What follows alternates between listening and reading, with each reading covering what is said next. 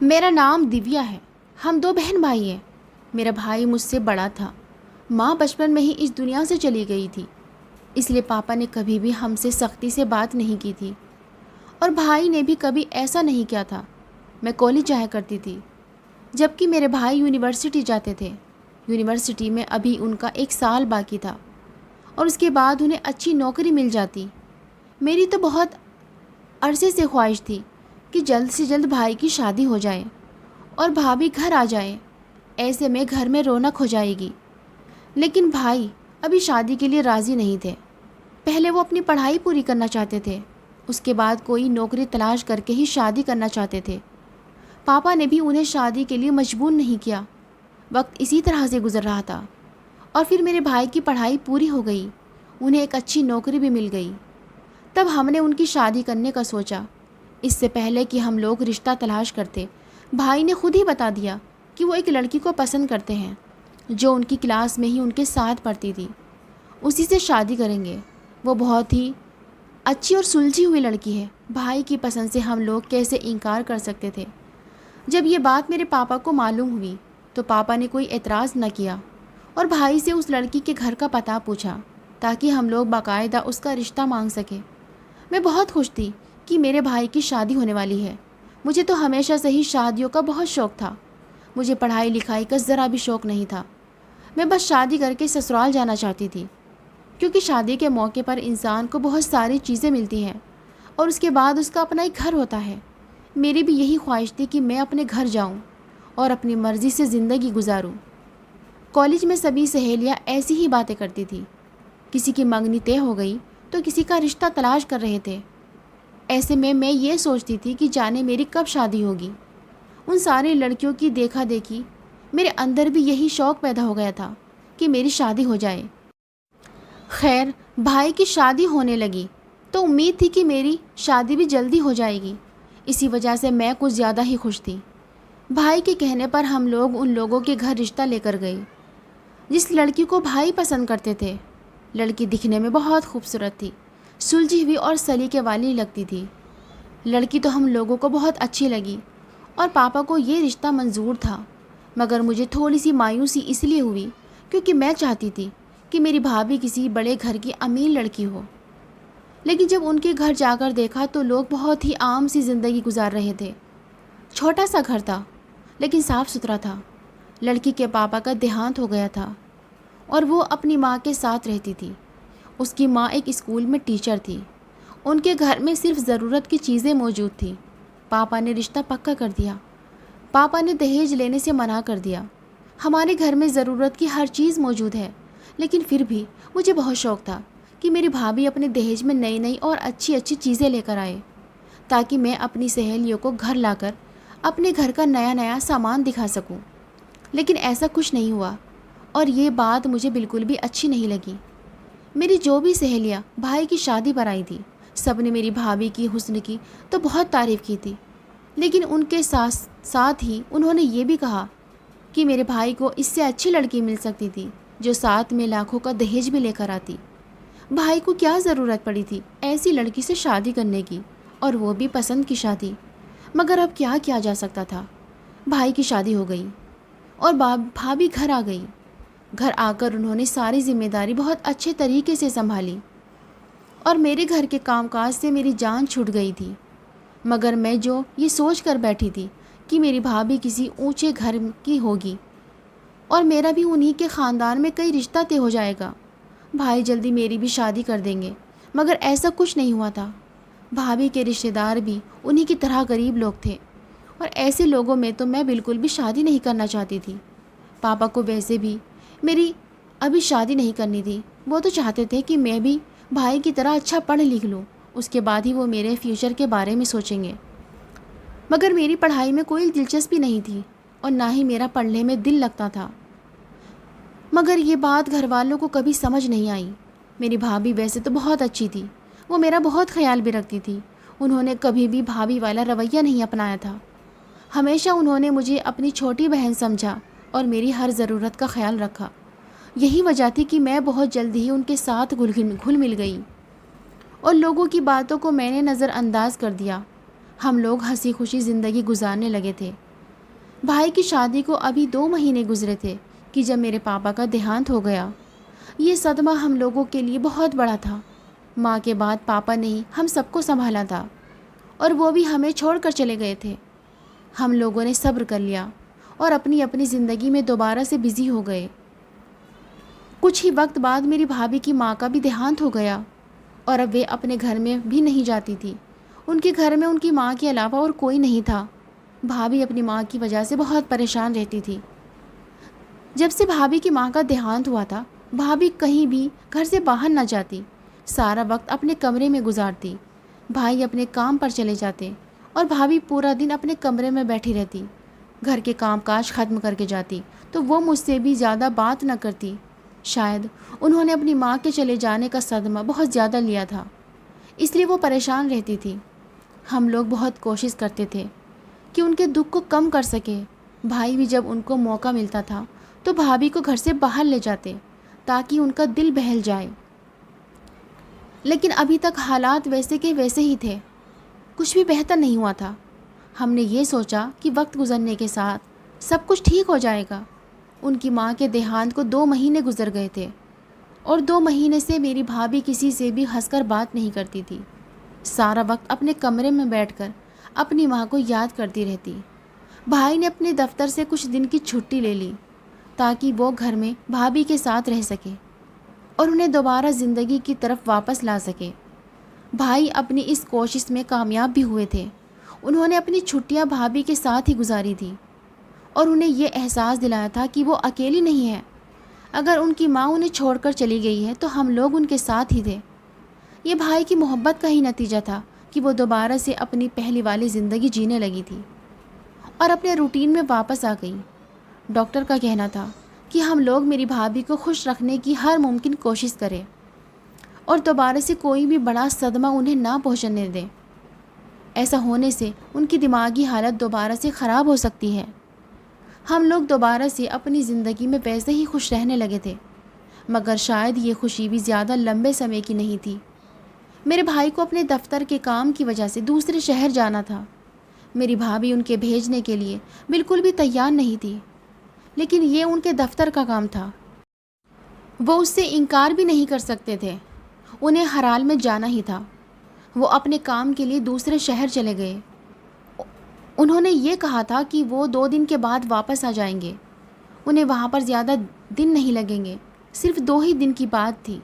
بھائی کو گھر سے نکلے ہوئے 1 دن گزر گیا تھا۔ انہوں نے کہا تھا کہ وہ جاتے ہی ہمیں فون کریں گے، لیکن ابھی تک ان کا فون نہیں آیا۔ بھابھی تو پہلے سے ہی ان کے جانے کی وجہ سے بے چین تھی، اور اب ان کے فون نہ کرنے کی وجہ سے وہ اور زیادہ پریشان ہو گئی۔ میں نے انہیں سمجھانے کی کوشش کی کہ وہ اپنے کام میں بزی ہوں گے، شاید اس لیے انہوں نے فون نہیں کیا، لیکن صبح سے دوپہر اور دوپہر سے شام ہو گئی تھی، ابھی تک ان کا کوئی فون نہیں آیا تھا۔ اب تو مجھے بھی پریشانی ہونے لگی تھی۔ وہ اتنے لاپرواہ تو کبھی بھی نہیں تھے۔ میرے پاس بھائی کے دوست کا نمبر تھا۔ بھائی نے جاتے ہوئے مجھے یہ بتایا تھا کہ ان کا دوست بھی ان کے ساتھ جا رہا تھا۔ پھر میں نے ان کے دوست کو فون کیا اور ان سے بھائی کے بارے میں بات کی۔ جب اس نے مجھے بھائی کے بارے میں بتایا تو میرے پیروں کے نیچے سے زمین نکل گئی۔ میرے بھائی کا وہاں پر ایک بہت برا ایکسیڈنٹ ہوا تھا، جس کی وجہ سے وہ اب اسپتال میں ہے۔ ہم لوگوں نے ان کی زندگی کے لیے بہت دعائیں کی، لیکن اگلی صبح بھائی کے دوست کا فون آیا اور اس نے ایک ایسی خبر سنائی جس نے ہماری آتما تک کو کھینچ لیا۔ انہوں نے بتایا کہ بھائی کا دیہانت ہو گیا ہے۔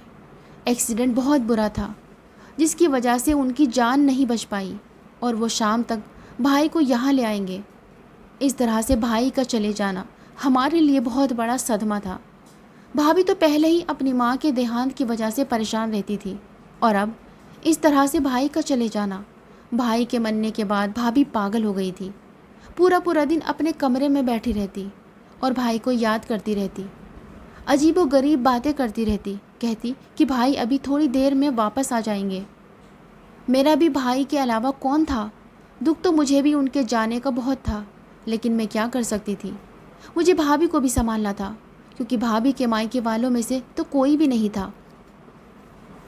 میں ان سے بات کرنے کی کوشش کرتی تو میں چاہتی تھی کہ وہ جلد سے جلد پہلے کی طرح ٹھیک ہو جائیں، تاکہ اپنے آپ کو سنبھال سکے، کیونکہ اب ساری زندگی میں انہیں اس طرح سے نہیں سنبھال سکتی تھی.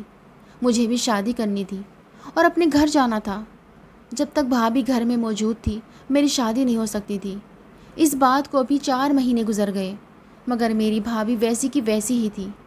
اب میں انہیں اس طرح سے اکیلا بھی نہیں چھوڑ سکتی تھی، ورنہ سب لوگ یہی کہتے کہ میں نے اپنی پاگل بھابھی کو، جو کہ میرے رحم و کرم پر تھی، انہیں چھوڑ دیا.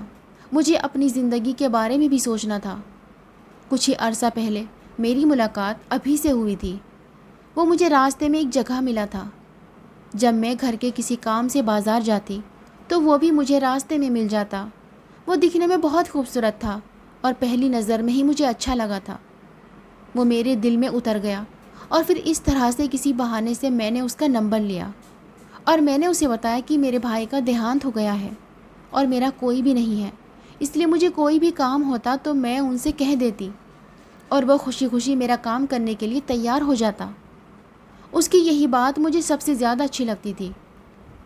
میری کوشش تھی کہ کسی بھی طرح سے میری شادی اس سے ہو جائے، لیکن بھابھی کے یہاں ہوتے ہوئے میں شادی کیسے کر سکتی تھی؟ ابھی کو میں نے اپنی بھابھی کے بارے میں کچھ نہ بتایا. ایک دن اس نے خود ہی مجھ سے شادی کی بات کی اور میں فوراً ہی مان گئی. میں جانتی تھی کہ وہ مجھ سے محبت نہیں کرتا. میں اکیلی لڑکی ہوں، شاید اس لیے وہ مجھ سے شادی کرنا چاہتا تھا تاکہ مجھے عزت سے رکھ سکے اور برے لوگوں سے بچا سکے. مگر اس کا جو بھی مطلب تھا وہ مجھ سے شادی کرنے کے لیے راضی تھا. میرے لیے یہی بہت تھا کیونکہ میں اس سے محبت کرنے لگی تھی. اب کیسے بھی کر کے مجھے بھابھی کو اپنے راستے سے ہٹانا تھا. اس لیے محلے میں جو بھی عورتیں مجھ سے ملنے آتی تو میں یہی ان سے کہنا شروع کر دیتی کہ میری بھابھی اب پوری طرح پاگل ہو گئی ہیں. میں لوگوں سے جھوٹ کہتی تھی کہ بھابھی پاگل پن میں دوسروں کو نقصان پہنچاتی ہے، لوگوں پر حملہ کر دیتی ہے، جبکہ ایسا کچھ بھی نہیں تھا. میری بھابھی پاگل نہیں، بس بھائی کے چلے جانے کی وجہ سے وہ صدمے میں تھی. انہوں نے کبھی بھی مجھے نقصان پہنچانے کی کوشش نہیں کی تھی. لوگوں نے بھی میری بات پر بھروسہ کرنا شروع کر دیا اور پھر میں نے ایک دن بھابھی کو اسٹور روم میں بند کر دیا. آس پاس کے لوگوں سے میں نے یہی کہا کہ میری بھابھی کی حالت دن بدن خراب ہوتی جا رہی تھی. انہوں نے مجھے ماننے کی بھی کوشش کی تھی، اس لیے میں نے انہیں اسپتال میں بھجوا دیا ہے تاکہ وہاں پر ان کا اچھے سے علاج ہو سکے.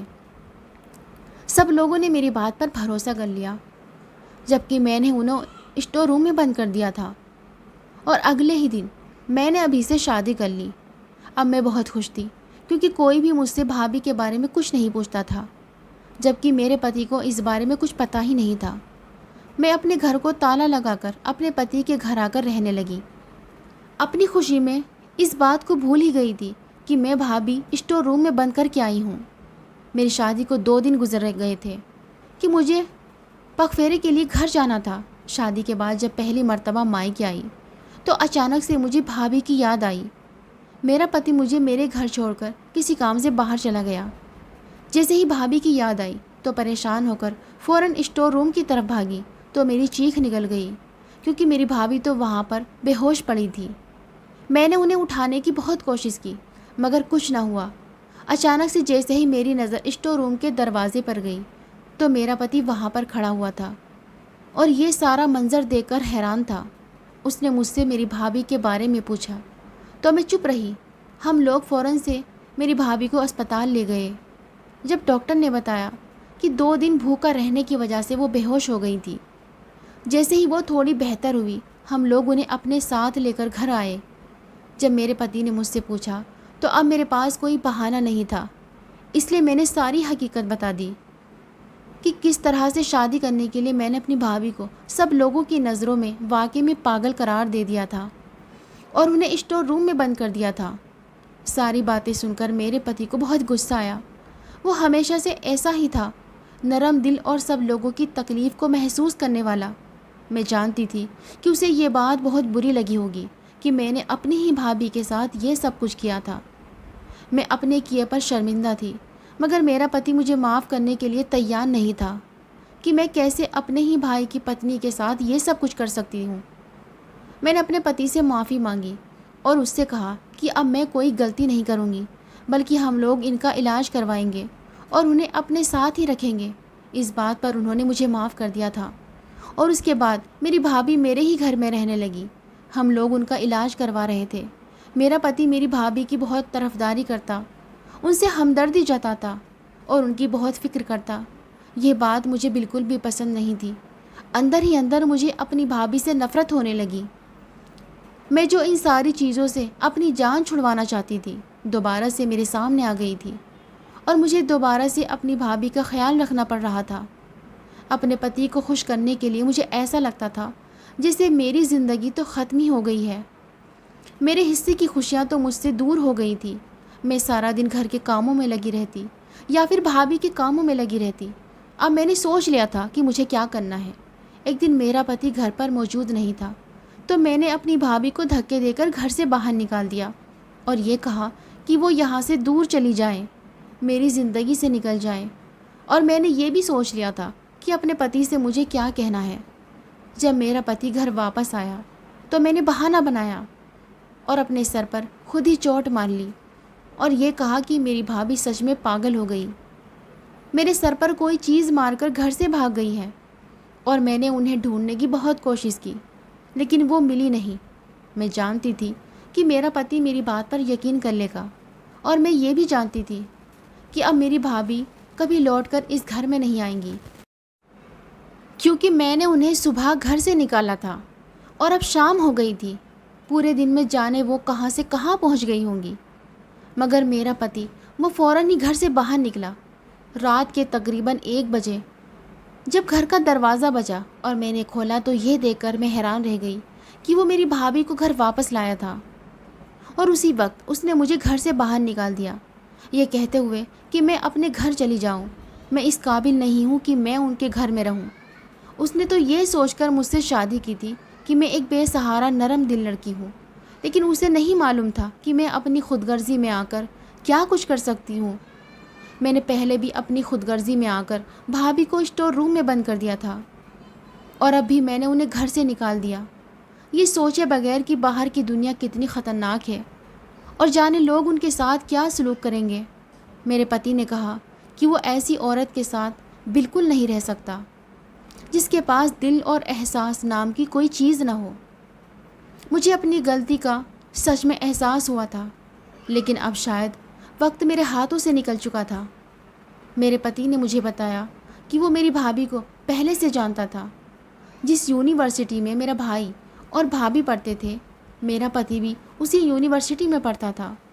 وہ میری بھابھی کو پسند کرتا تھا، لیکن میری بھابھی میرے بھائی کو پسند کرتی تھی، اس لیے اس نے کبھی بھی اپنی محبت کا اظہار نہیں کیا تھا۔ میں پوری رات دروازے پر بیٹھی رہی۔ صبح میرے پتی نے مجھے باہر دیکھا تو وہ مجھے گھر میں لے آئے۔ اب ہم دونوں اسی گھر میں رہتی تھی، لیکن وہ میری بھابھی نہیں تھی بلکہ میرے پتی کی دوسری پتنی تھی۔ مگر اس نے کبھی بھی مجھ سے کسی بھی پرانی بات کا بدلہ نہیں لیا اور نہ ہی مجھے اس گھر سے نکالنے کی کبھی کوشش کی تھی۔ حالانکہ میرا پتی اس سے بہت پریم کرتا تھا۔ اگر وہ کہتی تو شاید میرا پتی مجھے چھوڑ بھی دیتا، مگر اس نے ایسا کچھ نہیں کیا۔ اب میں نے بھی ساری پرانی باتوں کو بھلا دیا تھا، نئے سرے سے زندگی کا آغاز کیا، ان کے ساتھ مل کر ہنسی خوشی ایک ہی گھر میں رہنے لگی۔ دوستو، اس کہانی کو لے کر آپ کی کیا رائے ہے کمنٹ باکس میں ضرور بتائیے۔ اگر آپ کو ہماری آج کی کہانی پسند آئی ہے تو اسے لائک کریں اور اپنے دوستوں کے ساتھ شیئر کریں، اور ہاں، چینل پر نئے ہیں تو پلیز چینل کو ضرور سبسکرائب کریں۔